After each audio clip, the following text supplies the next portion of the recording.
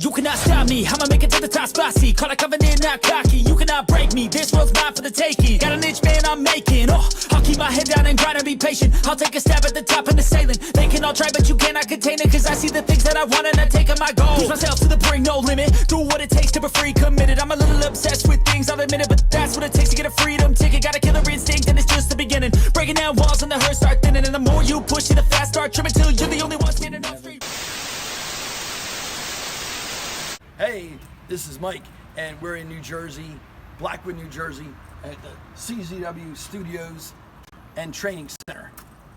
And we're going to ask questions and get to the bottom of the history of CZW. Even though I know the history of CZW, I pretty much know everything. I know more about CZW than anybody. No, I'm just joking. But we're going to get some first-hand footage and information from the trainers and the people that make CZW work and the cogs turn.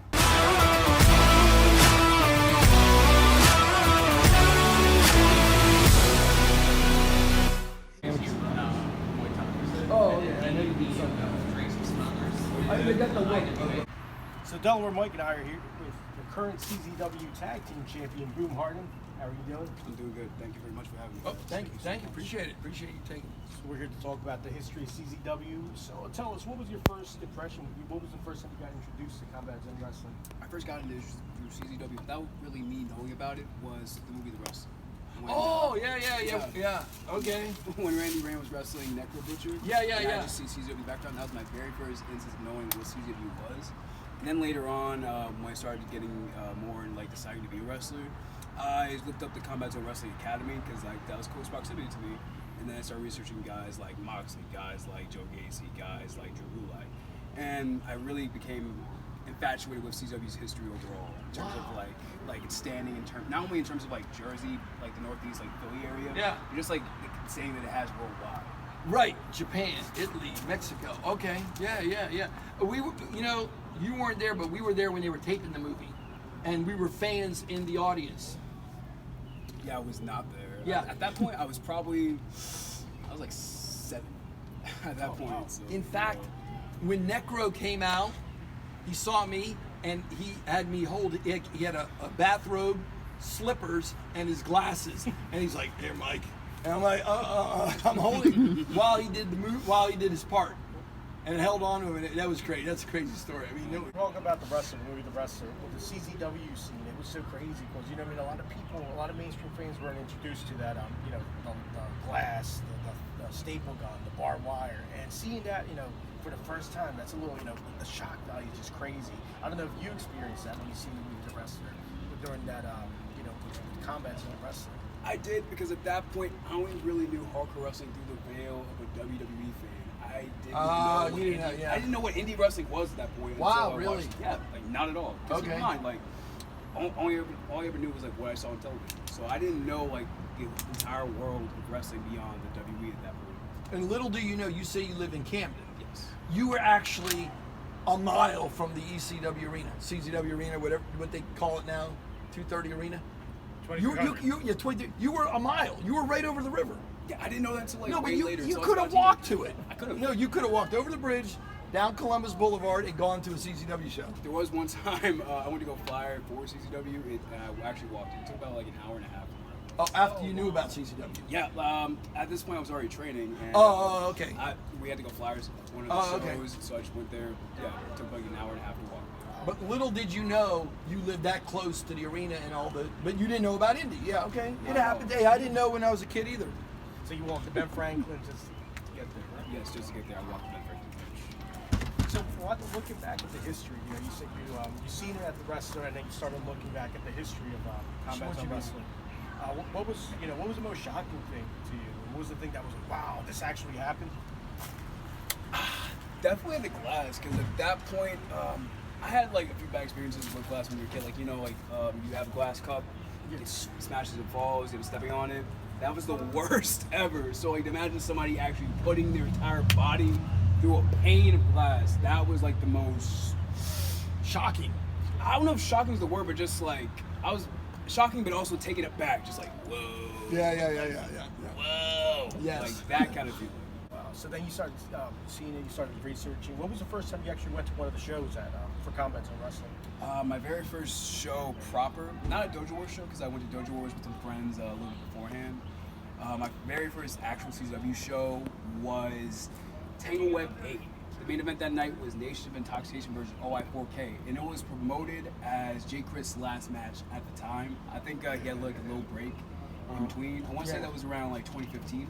Okay. Matt Tremont was still the CW World Heavyweight Champion at that point. I believe the tag team champions were Team Terrific. I'm pretty sure the Wire champion, Joey Janela won the Wire title that night. Oh, From that's Tim yeah. Who? Joey Janela. Oh, Janela, yeah, I remember that. Okay, yeah. It all blends. When you've been going to CZW since '99, that's 24 years. I get it all mixed up. I can't remember when someone says, "Hey, remember that?" I'm like, they always mention the TOD7. I'm like, yeah, I don't even know where that was. I just can't remember because it all blends together. But yeah, that's good. Yeah, I was overwhelmed too when I first went to CZW. The first Cage of Death in Mantua. And it was so different from anything I'd ever seen with the craziness. And I was like, whoa. Now it's gotten more crazy, hardcore wrestling, TODs. But back then, that was the best you'd seen. And I'm like, I'm sold. Immediately, I loved CZW. And I've been going ever since. Up and down, different owners, whatever. I'm sticking with CZW. CZW for life, baby. Yeah. I mean, I can't give up on CZW, you know. And we were talking about earlier. We were talking about like, well, we're filming this. It's been 20 years since we did since Zandig and Mondo did that world famous Mother Effing Bomb off the roof of that building in Dover, Delaware. When you first seen that, what was your impression? I thought, I'm pretty sure the first time I ever saw that was like one of those like compilation videos that you see online, and I had to like rewind the clip a few times back, just like really like grasp it, just because it's a lot to dissect where you have two bodies on top of a building. That's hard to dissect. Then it's like, okay, they're falling. Then it's like light tubes, tables, light tubes, tables. And then you see the landing where it's like all the tables go through, then the last few tables, they just kind of like slide off into it. Yeah. We analyzed it, yeah. Yeah, that was sick. Like I love that visual. I love like the feeling of just like, oh my god. I love hearing the audience's reaction when you hear it. Every wrestling fan should go to that. You could go there and drive up to it. Like I said before, every wrestling fan that loves CZW, if they're in Delaware, it's right off the road, right next to the McDonald's near the college. And you can go there and see the height of it, and just to get an impression. And you can even go by some of the other places, the old Breakaway Tavern, which is falling apart. We've done videos there. It's a historical spot. I look at some of these venues and spaces where they had Tournament of Death as like historic, like battlefields. Like we took Drake to when he was here. We took him to all the places, and he loved being there. He said, yeah, I was right here, man. Yeah, I was there. I won the title here. That's where, things like that. Uneffing Believable was in a firehouse. We went to that. So those are historical to us. I mean, a lot of people don't care about that, but we like it. And you like it because you're a historian. I'm the same way. Yeah. Venues that, not only venues I've wrestled in, but just venues that like I know like some stuff happened. Like every time I go to the arena, it's like, oh my god, like this is where that happened. Like this, like where, oh my god, Kimono Wale was right there when she did the strip tease, like stuff like that. I'm like very much like, wow, like all this happened here. Yes.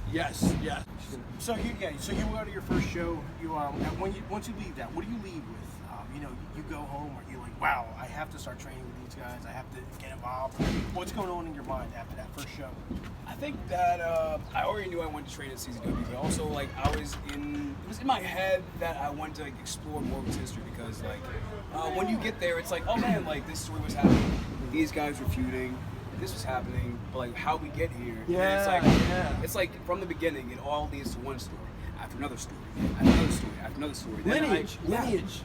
Yeah, like all the lineage where it's like you get engaged for like the Hive storyline with them and Zandig, when Lobo became the owner of the company, when the one Cage of Death where like it was Mephisto, Lobo, Zandig engaged, where the winner, like the loser had to retire, up until like the NBA storyline.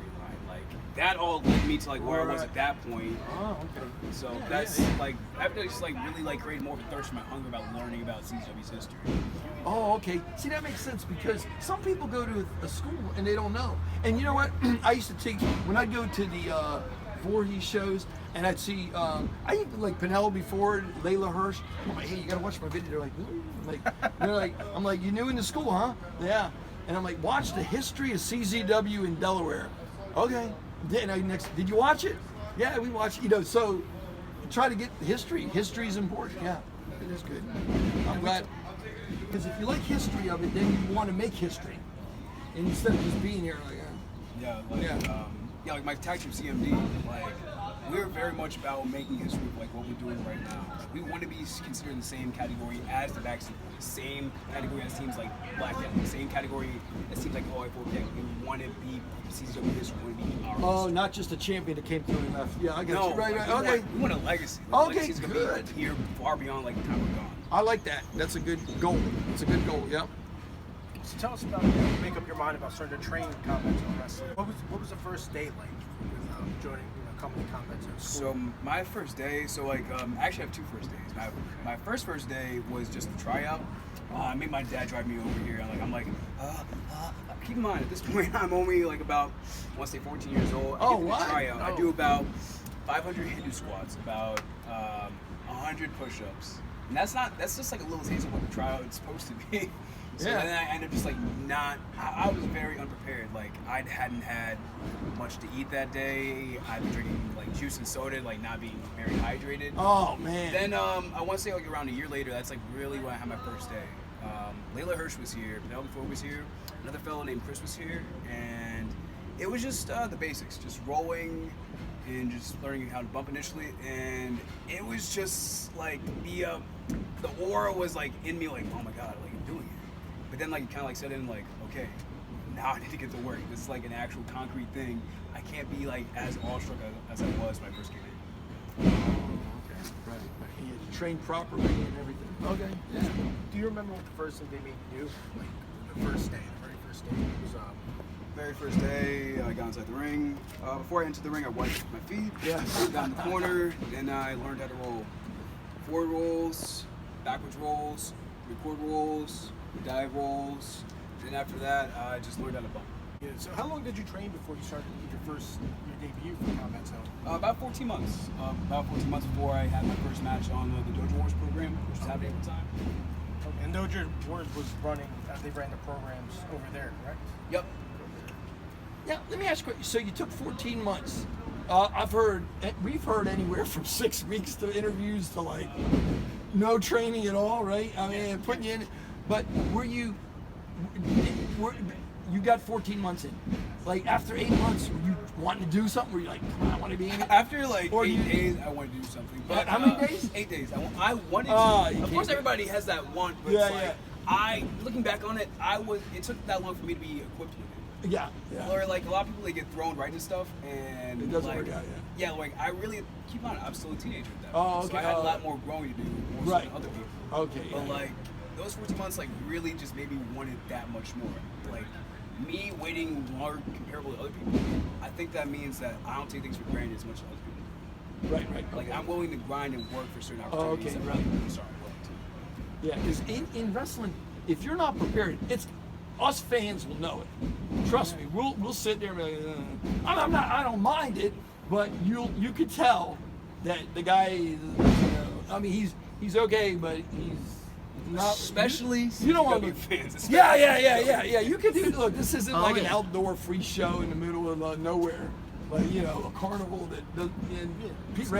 Yeah, it's educated fans, and they'll boo you and they'll probably destroy you. I mean, they do it for fun. Yeah. I'm cringed. Like you messed up. Like don't come back. Oh yeah. That's why the good wrestlers and you and everybody, you don't make those mistakes in there because it's bad. Well, I don't think that you don't make mistakes. I think that you accept the mistake. Yeah. I mean, I watched some of those guys. Some of those guys, those veterans. Some of those guys, they don't make any mistake. I mean, Kevin Owens almost never makes a mistake. He has made mistakes. No. Over 20. Yeah, it's like right now, most likely not. But also, I think that's probably like what hindered me from making my debut so soon was I was in my own head like I need to be perfect. You need to be perfect. I wouldn't let myself make mistakes. Right. Like, Yeah. Which made me mess up more instead of like being willing to fail, which would have helped me succeed sooner. Right. It's just hindsight. But no, everybody's different. I'm an OCD guy. I'm like always worried about stuff. I double check my thing. So if I was into wrestling, it would have to be perfect. There would be no way I'd be like, yeah, I couldn't do it. Yeah, but that's good. So one thing, one day is you trained for 14 months. You were about to make your debut. You get word that you're going to make your debut. That day, are you like nervous? Like what do you do to prepare? You're like, oh my God, it's my debut for Combat Zone Wrestling Dojo. So I actually learned the day of. So Wow. So at that point, dojo. At this point, I was refereeing on dojo. And on the little Facebook group that we had for the dojo roster from the school, Preacher Phineas James put out a post saying that, hey, we're very interested after night. If you have gear, bring it. And I had some stuff to put on, and I comment. Does that include me? And they say, yes, it is. I'm like, oh my God. I get my stuff together, get here, and I go out and have my first match. And it's like, yeah, of course I was nervous. It's like the one thing that you want, that you tell yourself as a little kid, that you're finally able to do it that day. So I was nervous. Wow. I was so nervous. Wow, I understand. And you know, the fans don't see that. See, they're just watching you in your first match, and they don't know this guy's been training for 14 months. He's been thinking of wrestling every day. Right now, he's flipping out in his mind. You know, hoping the lights turn off by accident, so you might not have to wrestle or something. You know, like I've heard stories where like people are like, yeah, I was hoping electricity would go out so I could just not. I could get an extra day to try. You know, think about it. Yeah.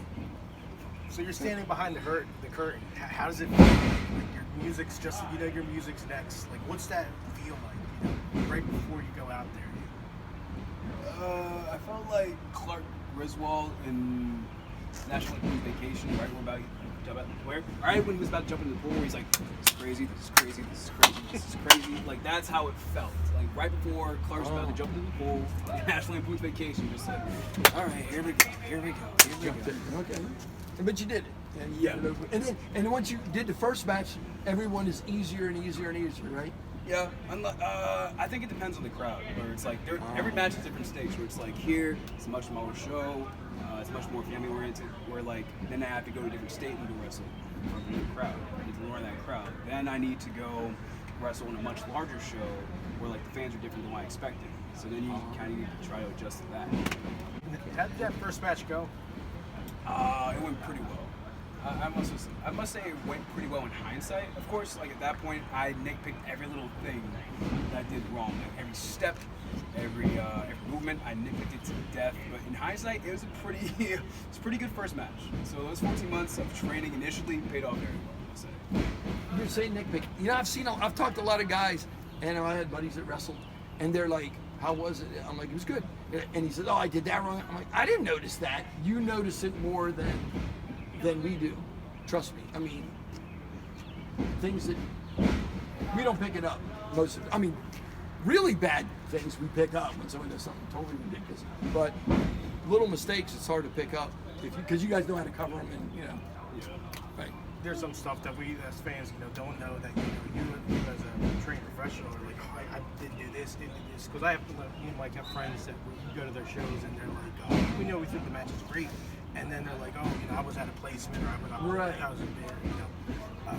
We did that too soon. So, you know, there's stuff that we don't pick up as you as professionals. You know, oh, I should have done this.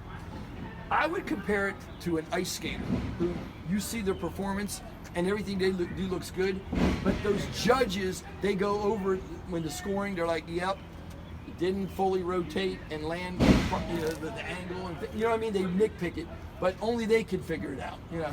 Yeah. That's good. I respect all wrestlers. I mean, it's good. So, how long was it before you got on a Combat Zone show, like the main shows? Ooh, good question. I took, I want to say, main show debut was 2018. Unfortunately, at that point, my very good friend, ValenciaSociety. Lau was a very dear photographer to CW. And when I first coming around, he was such a sweet guy. Miss him to death. And it was his memorial show. They had like a little battle royal take place, and a lot of the CW students at that point, that's like our first like debuts in that show, just like that battle royal when we all came out. And that was my very first time in CW proper, the Lau C. Williams memorial show. Oh, okay, Lyle Williams. Yeah, I like that guy. He was really nice guy. Great guy. Yeah, he had a good technique with the camera. You'd be like, one hand. Battle royal match. I feel like it was okay, to be honest. It's a battle royal, so it's like it was a very big battle royal because Lyle meant a lot to a lot of people. Everybody wanted to be in it. Everybody wanted to be in it. Everybody had to be in it. So like it's just like a cluster where it's like I can hardly move. So like I like even watching it back, I can't see myself. There was one point though where we all had a spot where there's like so many of us just like fighting, and then Gabby Gilbert goes, "Wait, take a picture for Lyle," and then we all just like strike a pose. I remember I was just on the ground hitting the HBK Playgirl issue cover just like that. So like that was my one moment for sure in that match before I got eliminated. Oh wow. But to do that for Lyle and Lyle's memory, that did mean a lot to me. I wish he was there for my proper CZW. You seem like a very humble guy that appreciates fans, business. You know, I'm getting a good vibe. Wrestlers can't function without their fans, and also like I'm also like a big ass wrestling fan myself. Oh, Like, I'm probably like the biggest wrestling fan. Yeah, okay, I got you. After that, it took a while for me to like find my place in CZW proper until Casey Navarro. So Casey Navarro was coming into his own on the CZW roster, and the decision was made to put in a group called the Blessed, where like he was like the focal point, and like the Blessed were like supposed to be like his posse. Like imagine like he's some kind of mogul, so you have like a few different people in the group itself to kind of like help that ambiance. So the idea was that I was like a little bit young. I'm a little bit younger than KC, so the idea was like I was like a fanboy. Like, I'm supposed to be in awe of this guy. Oh, okay. Angry. Yeah, Yeah, kind of okay. like that. Kind of like Bobby Dempsey was in Sweet and Sour. Yeah. Hanger on her. Yeah. Yeah, that's cool. Everybody has a gimmick. Yeah. And that was a good gimmick. I personally liked it. You know, I've seen it a couple times, and you guys had like, you had the whole entourage come out with a couple of the matches.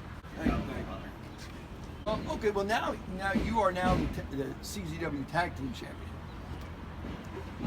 You have no idea the lineage of that thing. I mean, you do, but a lot of fans don't.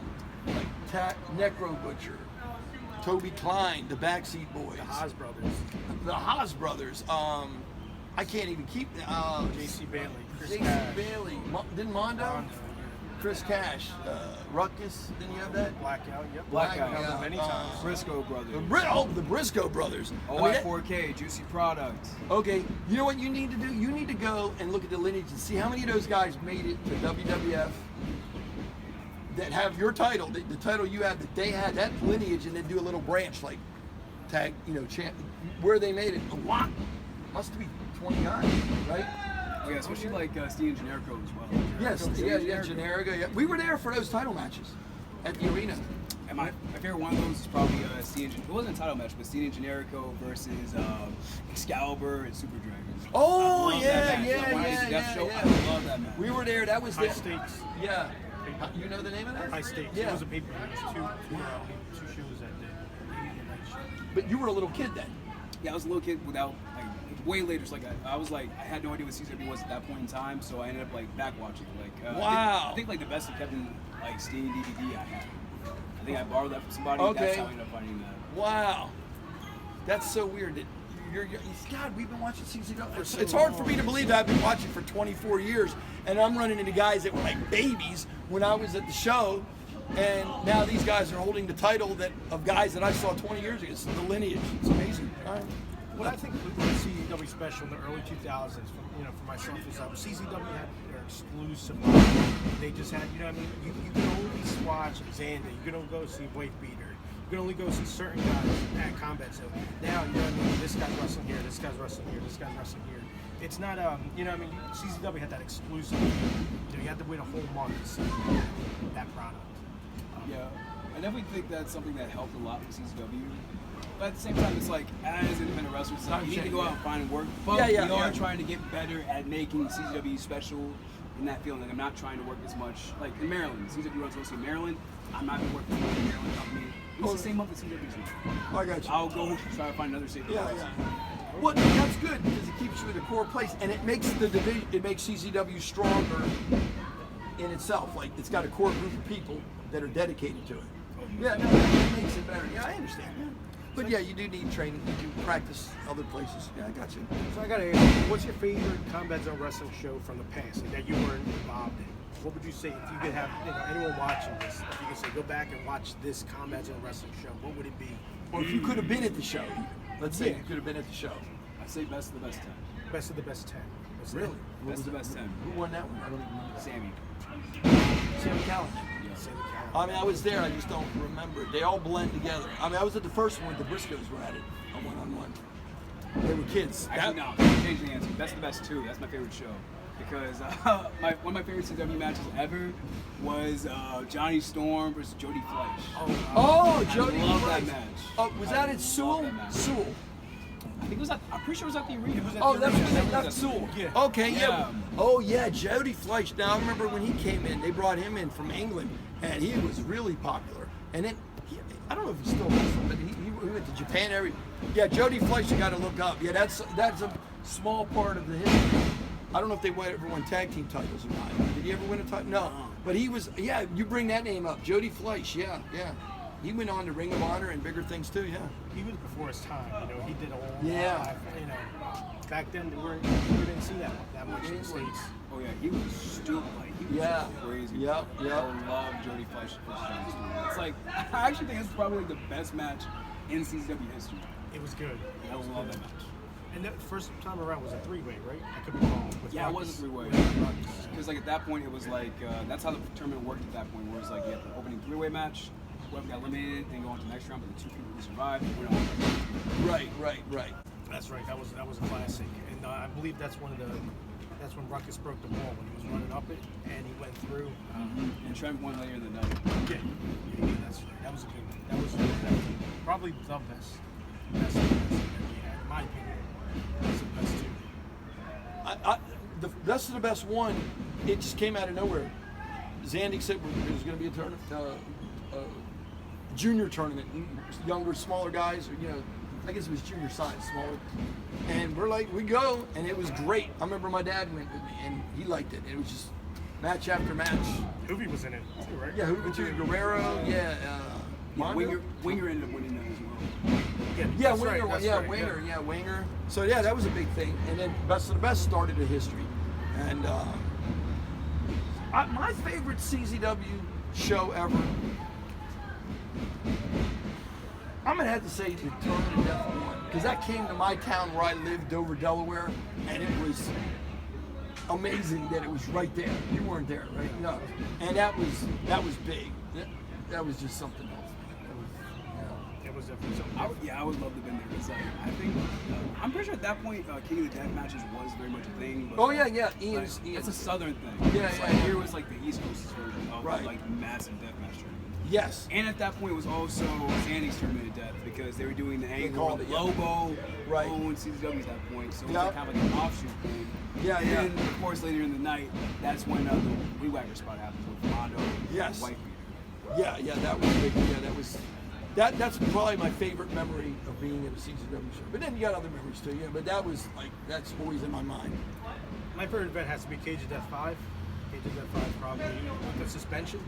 And I think it was so good. And leading up to it, that's when they suspended Zandy.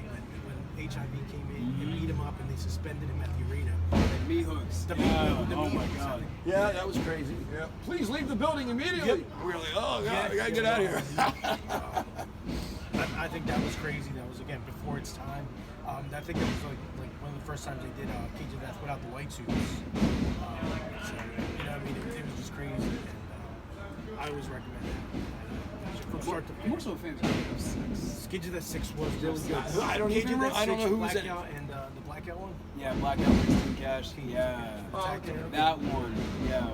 It was Blackout versus Team Cash. And Chris Cash ended up winning where maybe Bentley was at the top of the cage. Okay, as well, on the catwalk. okay. Yeah, that's my favorite Cage of Death. Fellas, yep. Yeah, Sexy Eddie did the trash can moonsault. Oh, Sexy Eddie, he's still going at it. Sexy Eddie, man. Yeah. Well, have you ever seen the video with him squirting blood? Oh yeah, that's one of my favorite videos. Oh, really? Oh yeah. That's another like classic CW visual where it's just like, oh my god. At the end of that show, I ended up taking Necro to the hospital, and they had Sexy Eddie in the cubicle next to him, and we're like, and I didn't even know him, and his manager Manny DeRenza, ISW, What's that? The Canadian IWS. IWS, and they were stitching him up, and I had brought Necro. Necro had a back cut, and he needed something, and he charmed the nurses. No, I couldn't believe it. I walked in there, and he actually. The story is he told me he went in there with his stripper bikini thing, his wrestling boots, and bleeding. They're like, oh. I said, what'd you tell him? He goes, I was at a bachelorette party dancing for girls at a house party, and I fell through their glass table, naked, and cut myself open.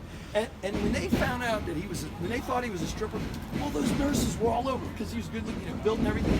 And they were loving him. They gave him a orderly outfit, he was walking around with like flip flop, his wrestling boots, and I think they might have given him some little spongy shoes to wear, and an orderly, like a green orderly thing. That would be, if he had that sign, that would be a collectible. I'll have to ask him if he ever has that. And he loves his story. And they're like, Eddie, I hope you're all right, giving him hugs. I'm like, what is going on here? Because all those nurses were popping for Big Eddie. I mean, Sexy Eddie in there. And then Necro is like, what happened to you?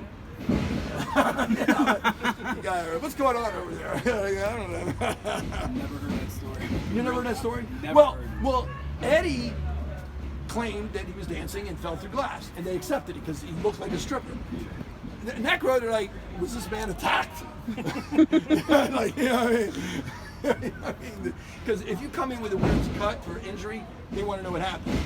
And if you say, you better come up with a good story, or they're going to start questioning. But usually, the medical people will take anything. They just want to write something down. Yeah, that's the story of that hospital visit. Eddie likes that story. Yeah. It's a good story. Not many people know it because you had to be there. Only 4 of us were there: me, Eddie, Manny, and Necro. So competing for Combat Zone, what's your favorite show? If someone was to ask you, what's the best show you've been on? Your favorite match for Combat Zone? What would you recommend? I recommend the Limelight show that happened back in February, where I competed in the Chris Cash Memorial Ladder match, and me and my partner Deshaun, CMD, we won the CW Tag Team Championship. Okay. Because prior to the match actually taking place, it showed a video clip of the history of the ladder match itself, and also the history of the Tag Team Championships. And I have no shame when I tell you, I started crying at that point in time because I knew my father was in the building. Oh, I understood. Wow. I understood the weight right then and there, and it was just. I thought about the entire culmination of my career up to that point, and it was something very special that I just want everybody to experience as it's a big moment. Plus, it was also the first time they were crowning champions since the pandemic. Yeah. Lineage. So there was also a lot of weight with that, and I really want fans to go experience that for themselves. Okay. I was not there, but we've been to the Limelight in Havre de Grace. And I'll tell anybody, it's a good venue. It's free parking. I like the little town if you just want to walk around. I think I might go after the Twisted Metal. I'm going to probably go to that show. It's right next to it. You'll be on that next show? Oh, yes. Me and Sean will be playing the Tact House as the Slime Balls. Okay, all right. Maybe, it's the day after Twisted Metal, and we probably try to get to that. Just to hit the doubleheader. And any fans out there, if you're coming in for that, you might as well stay one more day for these guys. What would be a dream match from any? You're the current tag team champions. You and your partner. Who would you want to face? Anyone from the past? That's no longer with us. If a dream match that you would love to have. The Briscoe brothers, without a doubt. We were actually talking about that before. Unfortunately, Jay's lost. Oh man. We wanted to we would love to wrestle. Such a shame. Yeah, so sad. Yeah. I remember them as kids, little kid, young. Your parents would take them to the shows, and sometimes they'd make their parents in with an angle. If you know about the history, Nick Gage and Nate Hatred were scaring them and things like that, and then they won the title in Delaware. Delaware has a lot of CZW history, tournaments, everything. A lot of different venues. Really, I'd say Delaware has more different venues of CZW than New Jersey, wouldn't you? Okay, for sure. Delaware, when people think of deathmatch wrestling, Delaware is definitely one of the first, if not the first state that comes up. Yeah. So, what would you want to tell the people at home watching Combat Zone Wrestling? What's something they could experience coming to the shows as opposed to competition? I think that the thing that you can experience the most with CZW is an unmatched, unmitigated, unflinching energy. Something that you can't describe with words. Something that just like you just feel when you're there, when you're watching, when you're feeling, when you're taking it. Like that's just like the CZW vibe, the CZW energy that just is like nothing else. CZW is like nothing else. Like nothing else. And it's following Twisted Metal. So any fans that are at both shows, I feel like this Limelight show's got to step it up, really, and follow Twisted Metal. I welcome the competition. Oh, okay, all right. We're all fans in CZW, but I welcome the competition. Okay, all right. I want to be topped. I want to make sure that I can top somebody else. Like, Okay. That's the only way we get better and like make sure the fans win. Right. No matter what, the fans are gonna have a great weekend. You talked me into it. I'm going Sunday. Hey, there we go. I might get a Maryland crab cake. The last thing I have, we are in front of the CZW school. Anyone watching here, why recommend this school above competition?